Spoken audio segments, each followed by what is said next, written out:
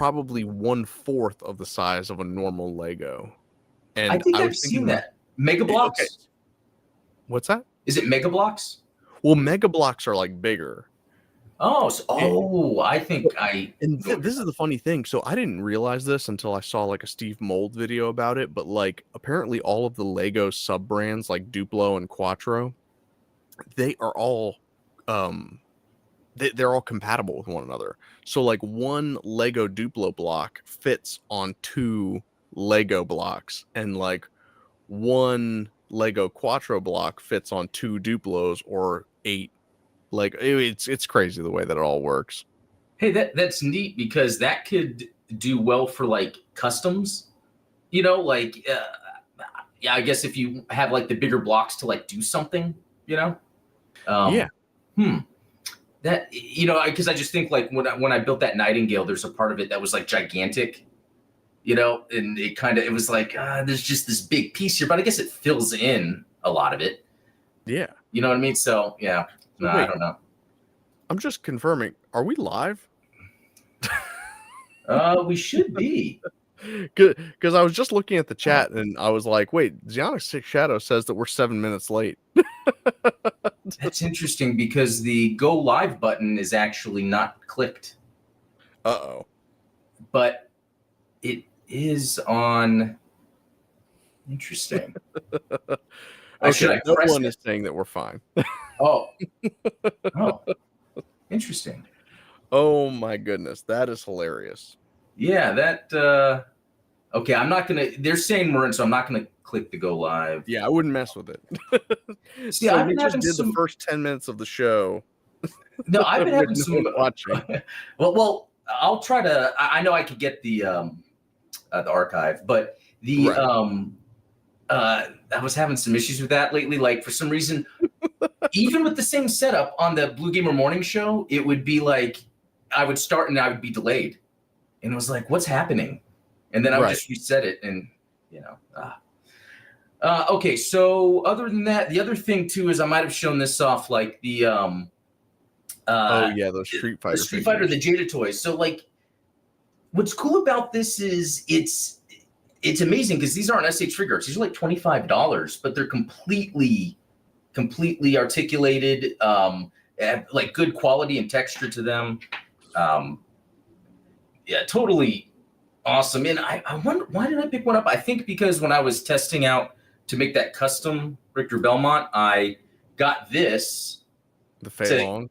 Yeah, to kind of see what these action figures were like in terms of their articulation and sculpt, just because at $25, if I'm going to build a custom figure, I'd rather spend as little as possible. Yeah, the SH figure arts, they can run you a pretty penny, and so it's not worth kind of tearing them apart for a custom figure.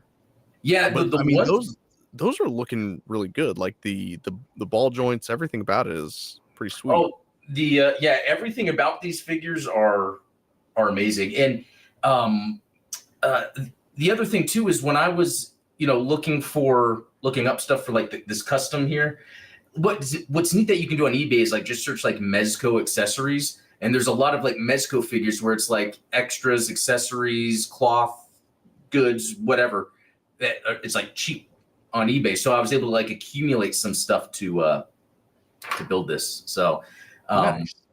And again, all of this really stemmed from building Gunpla. It's just because as I would build Gunpla, get better at it, I would always look at little techniques like we were talking about. What are like little things you can do? And then it got to a point where I had the confidence, I'm going to go ahead and just try to build one of these. So that's awesome.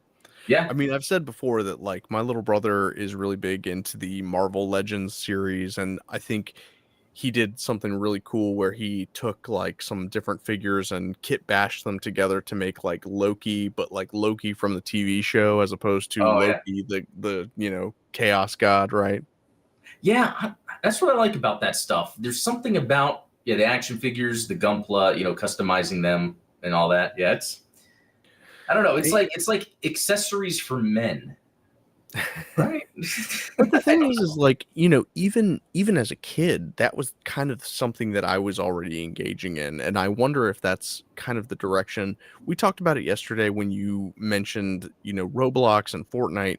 Kids these days, they really wanna create their own fun, right? They really wanna create their own things, and so when Yep. you have action figures that have accessory parts or custom parts that you can kind of kit bash together something, that's the stuff that kids really seem to want, especially nowadays. You know, when I was a kid, I used to collect like Dragon Ball Z figures, right? And I remember at the time they didn't have a Vegeta that had like the short sleeved version of his armor, right? Particularly like the Frieza Saga version. Like everybody remembers Vegeta with like the little short yellow bands, but Oh that yeah. Frieza Saga version where he had the white bands on his shoulders, um, and so I ended up like taking a Majin Vegeta and coloring in his arms with blue Sharpie and like then filling in the armor plates that he came with like with Sculpey and things like that to create the figure that I wanted. And Wait, and when was this? Like in the man, 90s or early yeah, 2000s? this had to be like 98, 99. Oh, Turn of the century. that's actually pretty neat though, going that far with customizing back then. Although, yeah, that actually reminds me, the most customizing I did more than I thought. I took a GI Joe, got Play-Doh to put on the armor to make it look like Samus. Um, Oh, nice. that's the one main thing I did, and it was cool at first, but then it started crumbling and falling apart, and I was like, what do I do? Yeah. See, No, the that things that they don't teach kids is like, you know, Play-Doh's great to play with, but not great. Like you need Sculpey or you need like yeah, and that's something I was keeping in mind when I was putting this together. It's like, how can I put it together where I'm not doing any like super permanent things yet, but also to make it not fall apart. And it's really that tape. They thought it was magic magnets. tape. It's tape. All right. Okay. So we're gonna jump into this, and this is the thing you guys have probably heard about. Call of Duty is getting some Gundam stuff. I like the title. I think yes, it's real. Gundam is coming to Call of Duty. And I fully support Gundam cosplay in Modern Warfare 3. Which is hilarious, like because Zionic Shadow in the chat will confirm that like he texted me the images of this and I said, "Is this real?" And he was Oh, like, "Yes." So I mean, this article perfectly answers how I'm like, "Are you serious?" yeah, no, exactly. And so we're gonna break it down, but real quick. Jonathan Epan, sorry if I'm saying it wrong. Heard the news recently. I know earlier you brought up like some hot news, and yeah, there is of the Amuro voice actor. Some things of him being inappropriate, Yeah. unfortunately. But I don't know what I could add to that or say. It's just kind of disappointing. But I If I think, may, yeah, here's where cool. I am at with it, Yeah, and I tweeted this out, and I want to be kind of clear about w- what my feelings are towards this situation and how I think is a healthy way to respond to like this type of news. So I tweeted out pretty much paraphrasing this sentence is like, despite what people are going to tell you online, number one, you do not have to have an opinion on every single current event that comes out. oh, yeah, I saw that. Okay. Yeah. And number two, you don't necessarily have to share that opinion out online. And so, you know, Yeah, yeah, I'll it's leave I it mean, at it's that. one of those things. I mean, you know what? It's always disappointing to hear when things involve, you know, the law enforcement and issues like that. It's unfortunate, but I'll say, just only, really being in the Gundam the past 5 years. I think during this past 5 years or 10 years, I've learned that as people get older, people that are celebrities with a lot of money and fame, you tend to hear these things, and it's Yeah. like I it's mean, almost like power part of me tends was to not corrupt. surprised. Yeah. Yeah. I mean, one of my mottos is, of course, never meet your heroes. Like, you Yeah, know, you were saying we've that the other all heard day. Yeah. horrible things about, like, you know, all kinds of celebrities. And again, I don't want to like start digging in the dirt. Like, oh, Sean Connery said this, Mark Hamill did that. Like, Yeah. that you're going to find things that disappoint you about the people that you look up to, and I think it's more important to appreciate the work that they have done and what it means to you than to try and I don't know. No, I know what you mean, but I gotta say, while you were getting all deep like that, I tried not to bust out laughing with Psionic Shadow, saying I'd rather meet my villains. It's perfect because at least with your villains you know what to do with them. Yeah, no, exactly. Well, cool. Okay, yeah. So Ben, glad we cleared that up. But Yeah. okay, so back to the skins here in Call of Duty. So basically, it's not a robot, which makes sense. These are people, so they have That's armor kind of a on. bummer. Yeah, which looks cool because yesterday we kind of did a deep dive into a lot of this, but you came up with you didn't come up with the term, but you brought up the term tactical. And I was like, yeah, that's kind of how they have this looking. When I first heard tactical was a long time ago. For some reason, I was following a Nerf gun YouTuber that would Nice. just review Nerf guns. I don't know. I loved Nerf guns when I was a kid. And anyway, he would always say what's tactical to wear with the Nerf stuff. Yeah, I mean, honestly, there is a whole sort of culture around that, and I think that that's where a lot of like the appeal of things like AR-15s come from. Like because Oh, the yeah. AR-15 rifle, it's not a particularly, well, I mean, all weapons are deadly, but it's, it's I was about to say like it's not a deadly weapon. No, I mean, it is a weapon, right? But I think that the reason that it's so popular is not necessarily because of any kind of function associated with it. It's definitely the look, right? Yeah. It's got a very military aesthetic to it. And I think that obviously Call of Duty fans love that aesthetic because that's like the bread and butter of Call of Duty, right? Is like the paramilitary Right. aesthetic. And so when you incorporate Gundam into that, like that is pretty sweet looking, right? Yeah, exactly. And I think you brought it up yesterday, but it looks like a custom someone could make if they wanted to. Yeah. No, And yeah. I don't know, have you seen some of like the Gunpla customs where people put like fabric fabric parts and like maybe it's like a desert Zaku that has like some Oh, kind of like I've seen fabric something like cape, that. Yeah. or like a sniper custom that has like one of those I don't even what you call them, like the ghillie suit that like Yep. snipers wear. That stuff is really cool. Like Or I know you're a late UC hater, but crossbone. I have a couple crossbones that have right, the cloth. full cloth. Yeah. No, that's pretty cool. Which actually would have been a great idea for Call of Duty, like a crossbone looking thing. But anyway, so it's the skin obviously, and then blueprint. So it's two Gundam tracers, which basically it's special effects when you shoot your weapon or use your weapon.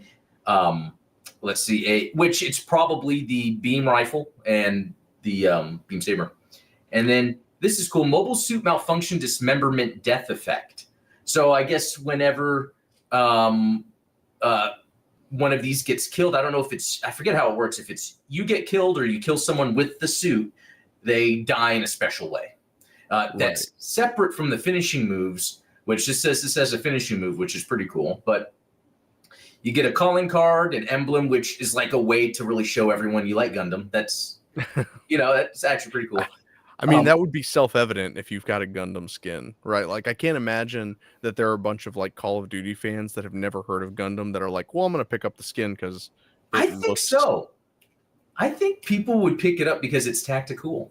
You think so? Yeah, I'm trying to think of like, I'm trying to put myself in the shoes that I was in like in 1994 before I'd heard of Gundam, right? Where it's like, well, too, like when I would look at the store, and even with my son, we would look at skins that are made up for Call of Duty, and we'd be like, "Oh, that's cool, that's cool."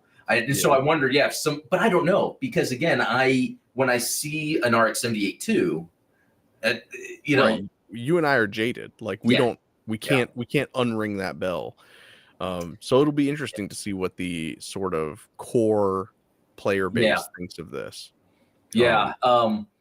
And it's interesting because when like the Ash Evil Dead skin came out, I bought that whole thing, and it came with like the calling card and all that, and I put all that stuff on. So someone think, oh, that guy's an Evil Dead 2 fan, Yeah, large decal. all that. Yeah, charm What do you think stickers. when someone has like the Cheech and Chong skin and then you get turned into a joint and fall over and like smoke?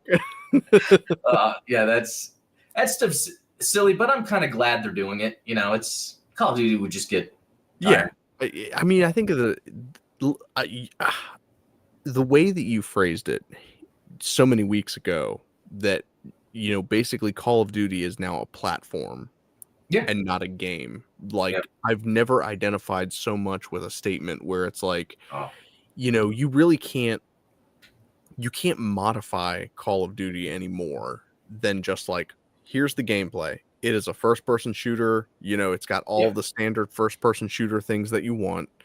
And we're just going to continue to pump out content around like what types of skins you can use, like weapons, everything about it is just it's just flavor at that Yeah. point. Like it has nothing to do with like affecting core gameplay or anything like that. Like you're not going to pilot a Zaku and be able to step on other people. Like that's not what Call of Duty is. Right. Which is funny you said that. I want to get to something that's similar to that here in a second.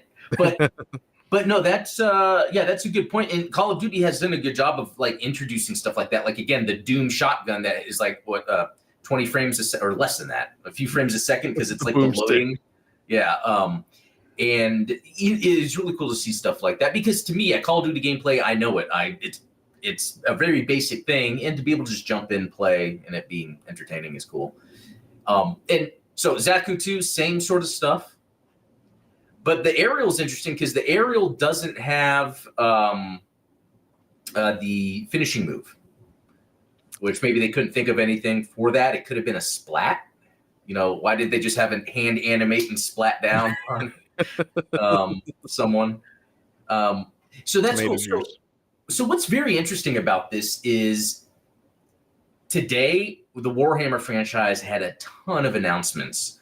One of them being Call of Duty skins, which is interesting. So Call of Duty skins and Gundam skins at the same time, or Warhammer skins in Call of Duty with Gundam at the same time, which again, you brought up there was that April Fool's joke about a crossover. Yeah, like a Warhammer partnership with Gundam. Yeah, which I think it makes sense. What's neat is so yeah, IGN put because there's like a Warhammer stream. There's all of these games that are coming. So like if you're playing Call of Duty and then you see these Warhammer skins, you're like, oh, what's that from? And you can search. Now there's all these games that just got announced. That's that call to action I was talking about yesterday. Full details, Steven Show. But where's that Gundam call of action? Call to action when people see the skin and then what are they gonna then go look at or do? There's not a show or movie. Exactly. I mean, there's nothing really for them to engage with. And if they were to buy one of the model kits, they would be disappointed that it doesn't have the same look as the Call of Duty skin. Yeah, it's a very interesting thing. Again, it's like with so here's the other thing though. When we're looking at this, there's I don't know how many games, more than 10, some is DLC. But what would your feeling be if this was all Gundam stuff? Would you think, oh, that's too much? Or would you be, you know what I mean? Yeah, it's interesting. We've kind of had that conversation before when it like with New Type Seiji. If you guys are familiar with him, great, Gundam video game specifically content creator. There's so much Gundam content out there that is just really not getting the kind of marketing push that most, I mean, like if you look at something like Horizon, right? That's a franchise that is getting an insane amount of push right now. Like I think that they've announced like, a Netflix series and Yeah. like Lego Horizon, like all these different Horizon partnerships. Can you imagine if all of the existing Gundam content that we have out there was getting the same type of push? Because it is there. Like there are video games constantly coming out. There are series that are constantly coming out, OVAs, movies. We just had the Seed Freedom movie. Like there's so much stuff Gundam that's constantly coming out that just flies completely under the radar. Yeah, it's a weird sort of thing too. And then there's things that happen like, Gundam Evolution getting shut down, the mobile game getting shut down. There's these I things feel like too that Gundam happen. Evolution being shut down got a bigger fanfare than Gundam Evolution being announced. I know that's crazy. And it's crazy too, because even in the Discord, my Discord, people jump in general, they're like, "Hey, I'm here to play Gundam Evolution." Like, people are like really into playing it since it can be played. Which I remember the discussion be like, "It's impossible," but no, it's possible. No, and that's great. Like, I love the fact Yeah. that and this is, we always talk about this. It's like, if you're a Gundam fan, there are so many levels at which you can engage with the Gundam fandom. Like, you don't have to build Gunpla, you don't have to play the video games, but there's tons of stuff out there for you to engage with if you want to. So yeah, you know what? There's something you reminded me of. Let me search it real quick. Because it was something I was researching the other day. Let's go 5 years. Don't bring up the bad stock numbers. No, Actually, that's literally what I was gonna do, because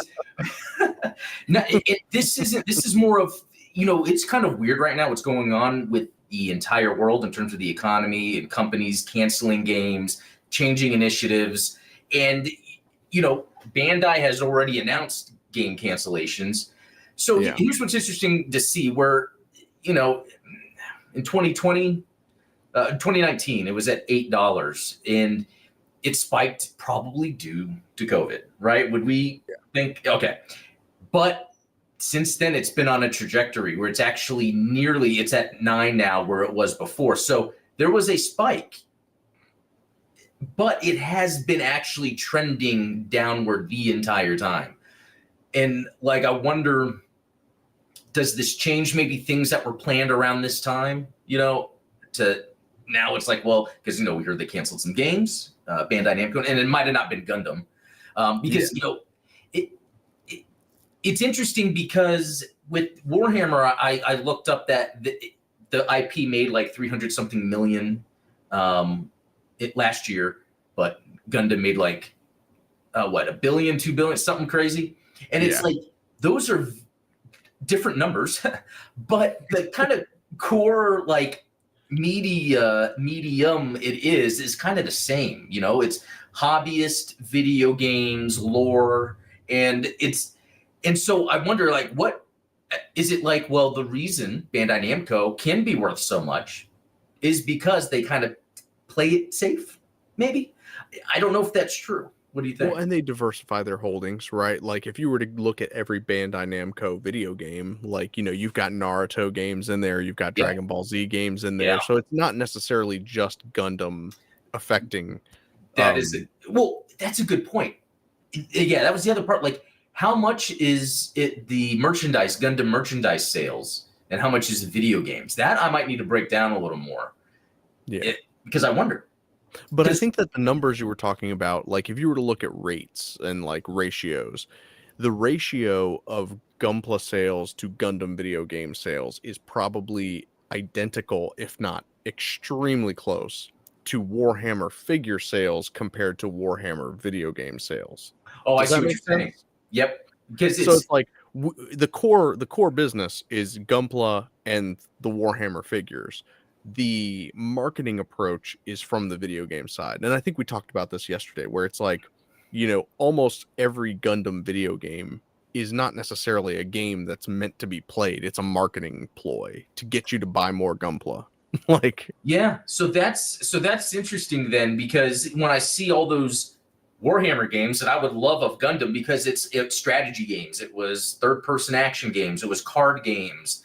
It's like, I would love a lot of Gundam stuff in that. And we do get it. It's just that we tend to get it in this weird cycle where it's like they drop us as fans and then they pick us back up. So there's nothing consistent. Whereas Warhammer, they were showing DLC while then showing like the next game of that type to be coming out. Like, I love Bolt Gun. It showed, okay, here's some DLC. And then the 40K Space Marines coming out, which is another shooter, just third person. But it's almost like there's a constant flow. By this time, I'm done with this game. Now I would be getting into the next one. But yeah, I just really wonder. Obviously the big push around Warhammer is because they've got the new, Amazon, whether it's going to be a movie or a series, that Henry Cavill associated project. Like, they have something Like they have a product at the end goal of this big push around creating more interest for Warhammer. So if we were to kind of speculate about the push going on with Gundam right now, with the Funko Pops, with the Call of Duty skins, is this something that's pushing towards that live action movie? Because there's no way that like the Call of Duty skin is not to help promote Requiem for Vengeance. Like it No. just, there's no way in hell. So exactly, that's a very good point.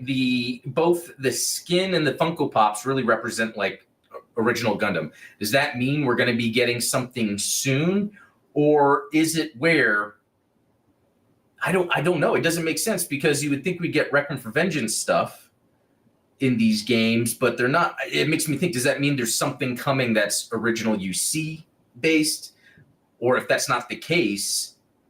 And are we going to be getting more tie-ins with Requiem for Vengeance? Because I think that's what the play would be. And, JMKLX brought up how, like, it really should be in Fortnite, Gundam stuff. And that's like the obvious thing. It's like, as cool as it is to see in Call of Duty, like, Fortnite is about creation. And, that's where it would be. So and because it's Emerald 5, that's where I'm thinking, okay, maybe the Requiem for Vengeance stuff will eventually come to Fortnite closer to its release because they're both Unreal Engine 5. Yeah, so I mean, just scale 0.3, like which funny because you've done it. So, yeah. But no, yeah. and like, to be clear, like we're not any kind of experts in the market or anything like that. But because yeah. No, I'm sorry, because I was just gonna say real quick. I know I was showing everyone a graph. That doesn't mean I even knew how I was reading it. Yeah. It's just, hey, number up, number down. Right. Yeah. Clearly, my eyes can detect when something is higher than.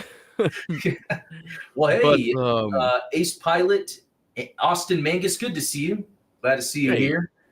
Howdy, 7 boss. months. Dang, that's awesome. 2 more, and maybe we would have a baby. I don't know why I said that. That is a weird way to get it is weird place to go with that.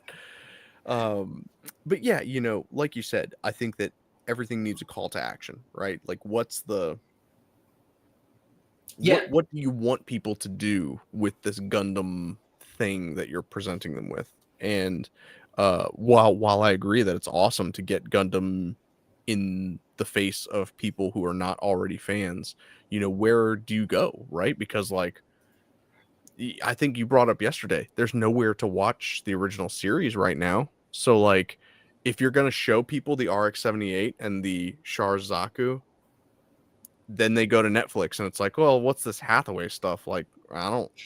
That's pretty interesting because like there's a lot more Gundam on Crunchyroll, but it's like you can't just. It's like no one just that's not into anime has Crunchyroll. I would love to see the Venn diagram of Call of Duty hardcore players that would buy every skin and Crunchyroll subscribers, because that Venn diagram looks like this. Like that's yeah, no, that's exactly right. And that's what I'm kind of getting at, which is interesting because and that's the other funny thing. And I didn't dive in too deep into how this impacts anything, but even, Sony owns Crunchyroll. They had their corporate strategy meeting yesterday, and they were talking about how they're creating animation creation tools, almost like Sony wants to own anime. Did you see that about their anime creation tools? Yeah, I mean, and that's awesome. Like I remember I got really excited when Studio Ghibli open sourced their animation software, and then like I tried to use it and it's like really really hard. But yeah, I can imagine that. Yeah. And real quick, this other thing related to Call of Duty is I'm a huge Penny Arcade fan, and it's funny because I've been reading their comics since the beginning, and then there was like a 5-year gap, and then I went back and caught up, and then there actually has been another gap. I haven't been going regularly in years, but crazy to see they did a Gundam one. So it's like they say, okay, I saw that Gundam was coming to Call of Duty, and I was like, maybe that's not fair to the other players. The RX-78 is fully 18 meters tall, but this is war. Everybody knew the risks. Its 60 millimeter head-mounted Vulcan gun and beam saber would dominate the field. Don't even get me started on the Hyper Bazooka. No, it's just regular skin. It looks like something you would get at Spirit Halloween. Fucking cowards. Which it's funny because they can't really do anything else. But Yeah. I just like how the Penny Arcade guys, or at least one of them, knew Gundam. Yeah. I would not expect that, from this. It's always funny when you encounter people that know Gundam that you don't expect. Like I remember I was oh geez, hitting my microphone here.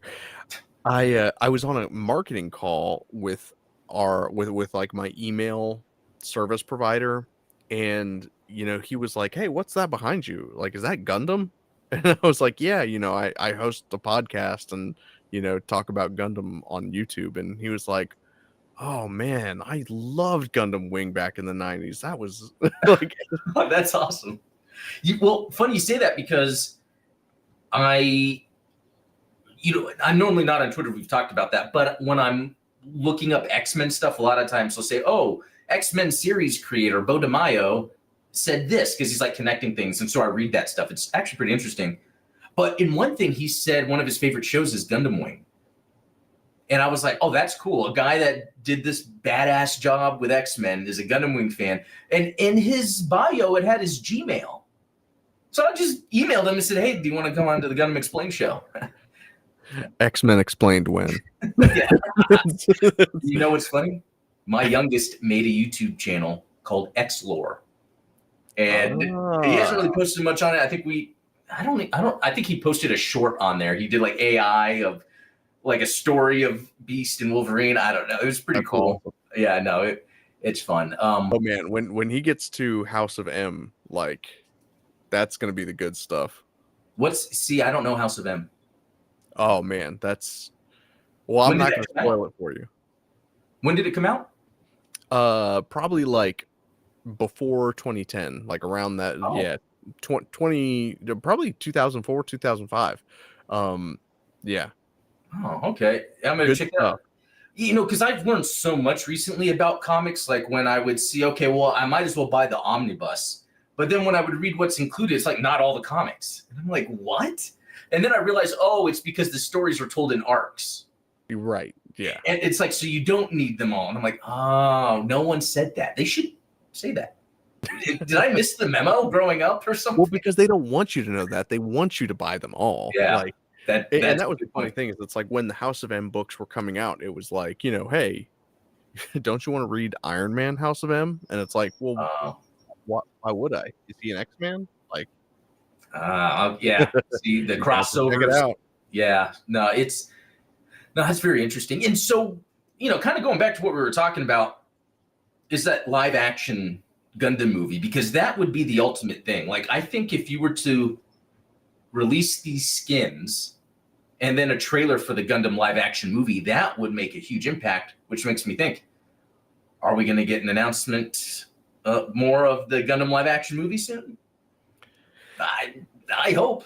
It'd be scary if the way that they market the Gundam live action movie is the same way that they marketed these skins, where it was like, remember, again, I brought this up yesterday, where it was like, over the weekend, hey, here's a picture of a Gundam Shadow in Call of Duty. Hey, Gundam's coming to Call of Duty. And then literally the next day, it's like, Gundam's coming to Call of Duty. It was like, wow, this is a weird kind of, the timing of it was a little off. And it was the same thing with like Hathaway's Flash, right? Same thing with like Kukuru's Doan's Island, where it was like, there wasn't a lot of hype and build up to these things, or at least I don't remember it. No, I mean, they didn't even announce when the Kukuru's Doan's Island English dub dropped. It was just, here it is. Yeah, I know. That is so weird. And I just wonder, like, what? I don't know. I just keep thinking of this live action movie, and if it's going to have Char and Amuro because of the stuff that they're selling or trying to, with the Funko Pops and the Call of Duty. Now, if you were going to really reach, and you're like, wait a second, Call of Duty has Gundam and Warhammer. Warhammer has Henry Cavill. Is Henry Cavill going to be in the Gundam movie? Because he's bright. That's like full schizo. Oh, but what if he played Giran and they just made his hair silver? I think he could pull off a good Giran. I don't know. What do you guys think? What would Henry Yeah, Cavill fan cast in the 1 Year War. yeah, that's pretty good. Yeah, someone else is saying Bright. No one's saying Bright. Gosh, it never gets old. No, that I yeah, know. that, no, that's interesting because you actually just bring up another good point. Is are they looking to have some sort of casting in this Gundam movie that's going to help move the needle in some way? Um, You kind of feel like they have to, right? yeah, like isn't there that there's this blonde girl in the new Mad Max movie that is popular? Maybe Is she that would Anya be. Taylor-Joy? Yes, thank Yeah. you. Maybe that's Sayla. And speaking of a Taylor, isn't there another actor that was recently in a movie or a movie coming out that's a badass, and it's Taylor Johnson? Am I just Oh, making that Aaron up? Taylor Johnson. There Yeah. you go. Well, he's supposed to be the new James Bond, apparently. That would be awesome, actually. I think that, because obviously I think that if you were to go 1 Year War with the live action Gundam movie, you would have to age everybody up just a little bit. Like, I you're think not going to so. have a 15-year-old in the Gundam. I, So, I agree. I even think that whoever plays Bright should be older, yeah. because it just seems to me, and I'm curious what you think. When watching the original Gundam, Bright to me feels like he's older. Yeah, I think I saw a post on Twitter that was cracking me up that was like, man, the 1 Year War was hard on everybody because, like, Yeah, it's like Taquan's like 35 years old, and like, look, I don't look great, but that's pretty good. That's why, yeah. And yeah, I wonder Ramba how Raw's eyes. supposed to be 35. What's Like, that? I think Ramba Raw's supposed to be 30, Oh, 35 that's during right. the 1 Year Yeah, War. He looks like this grizzled old veteran. yeah. But that's a good point because, yeah, I wonder if again, we could be biased, but I like at my age, maybe I don't know a lot of younger actors. There's just a handful of actors right now that are great. They're just all older than a lot of the parts. But I think that so I almost think they skew older for a lot of reasons. Like you said, maybe it's better to tell a story where these kids aren't so young. Even though they can still touch on it. They can still be 21 or 20 and considered young. But also, yeah, just making it really feel like Bright is that older authoritarian guy that's just gonna lay the smack down. Yeah. But still cool. Yeah. And I think that it would be really interesting to see sort of the cynical relationship between Bright and Amuro portrayed in live action, because I think a lot of that subtext gets lost in the anime a little bit. And I've talked about this before, where it's like Bright knows that he's being unfair and that he's demanding too much of Amuro, Yeah. but he knows that he has to do it, otherwise everyone on board White Base isn't going to survive. And so he puts Amuro in these positions constantly where he's like, get in the Gundam. Like, I think I've mentioned this before, but the vote to attack, that episode, I think it's episode 3 or 4, is probably the most despicable thing that anyone has ever done in Gundam. Like, colony drop is nothing compared to Bright getting everyone together in a room, and he says, hey, if we don't go and attack Char right now, he's going to come and kill all of us. Who thinks that we should go send Amuro to go fight? And like everyone in the room raises their hand, and Amuro's sitting there like, Yeah, that is pretty crazy. Wording it that way. You know what I yeah, mean? Like the way, yeah, the subtext is sort of lost. because he could have done it in a way where it's like, okay, everyone put your votes in a basket, or like, we'll do it anonymously. But no, he wanted Amuro to see that everyone was voting for him to go, and B, if Amuro didn't raise his hand and say, hey, I'm willing to go, then everyone was gonna think he was a coward. It That's is crazy. so cynical and so evil, but it's what you got to do, right? Yeah. Did you cover that in one of your videos? I think I did. Yeah, But yeah, you might have, or if But I not, think that, I mean, if you can imagine that scene in like live action, I think that would be great. This is a great point because a lot of those situations in the anime, even though we can get it, I think it really works well in live action because these people are being put into situations that would really require actors that can really pull off, distress, being in life and death situations. Yeah, it's very interesting stuff. Yeah. But yeah, let's jump to something else real quick. Although I like the casting thing, we might revisit that again because that's always fun. Yeah, I love that. So you shared this with me, the White Devil. And so, do we know what parts are on this? I don't know. They almost all look like custom parts. Like I can't place any So of them. the feet look so familiar to me. Like I feel like I built something with these feet. I don't know if it's like the eight, what is it? Something millimeter, 80, 30-minute missions. Yeah, feet look like something from that, I guess. And then like the Yeah. head, what is that? Easy 8 plus.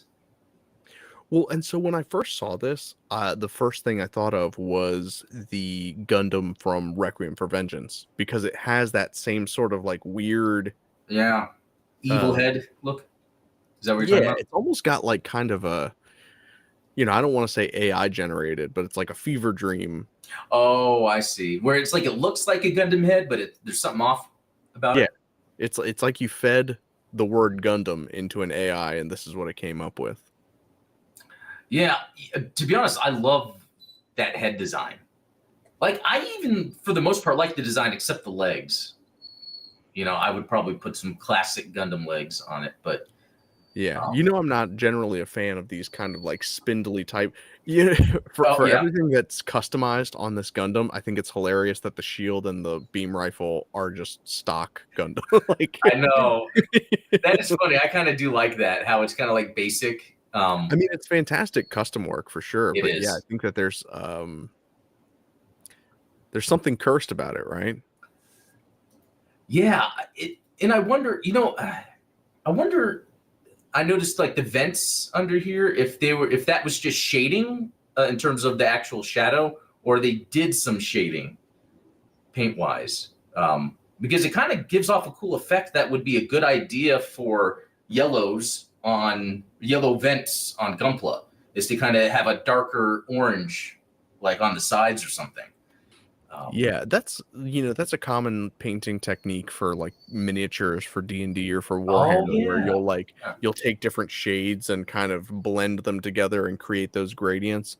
And I don't think that that's something you could achieve with just like zenithal highlights or something like that. Like you would have to deliberately choose like a particular shade of orange and a particular shade of yellow to get that effect. Uh, well, that's pretty neat. I mean, I just like the head on it. That was the main thing. I loved how menacing the head looked, but it was still like a Gundam head. It kind of Um, reminds me of like Guyver if you ever. oh yeah. I don't Yeah. know much about it except I think I've seen that name and like, what kind of name is that? And then That's something that's missing. We've talked about it before, like, exotic Gundam weapons, whether it's like pole arms or whips or things like that. There's never an elbow mounted blade like you see oh, in Guyver. An elbow okay. mounted blade could be something pretty sweet looking. Well, yeah, that seems like a good idea, especially in space combat, because you Yeah. never know what direction you're gonna have to go into. And that actually reminded me because I know this is in like Star Wars Legends, but that new Star Wars show Acolyte's gonna have a lightsaber whip. Interesting. Is there a beam whip on any? There's got to be. I would think so, but I can't. It's probably in G Gundam if I had to. Oh, okay. I No, mean, but don't they have like the beam like scarf or that yeah, right. Master Asia has like Yeah. It would be cool to somehow incorporate like a beam whip that like some enemy Gundam has. And oh yeah, Noble Gundam. I guess that's the scarf maybe. yeah. Um, and then AU stuff, the Sailor Yeah. Moon Gundam.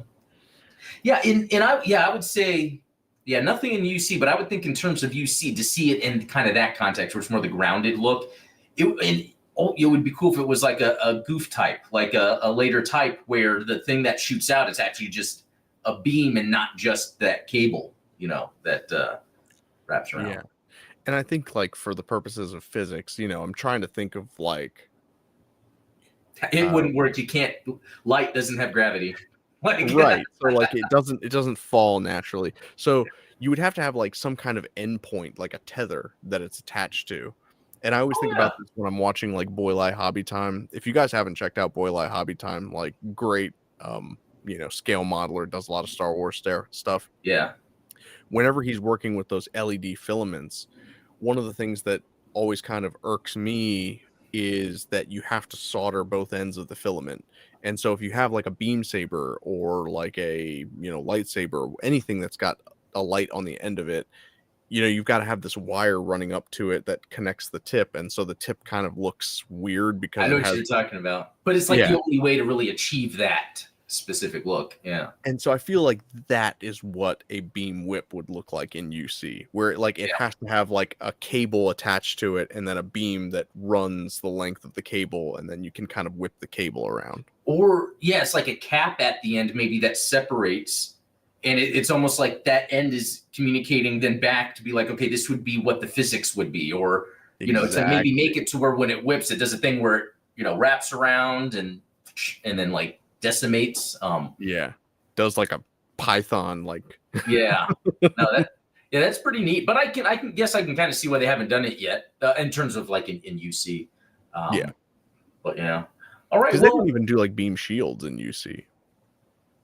Well, late UC, which I know doesn't count in the like the Hatter canon, but Hatterverse. Hatterverse that needs to be a thing. I don't know why. No, but no, yeah, I think that's about it. Everyone, that was a lot of fun.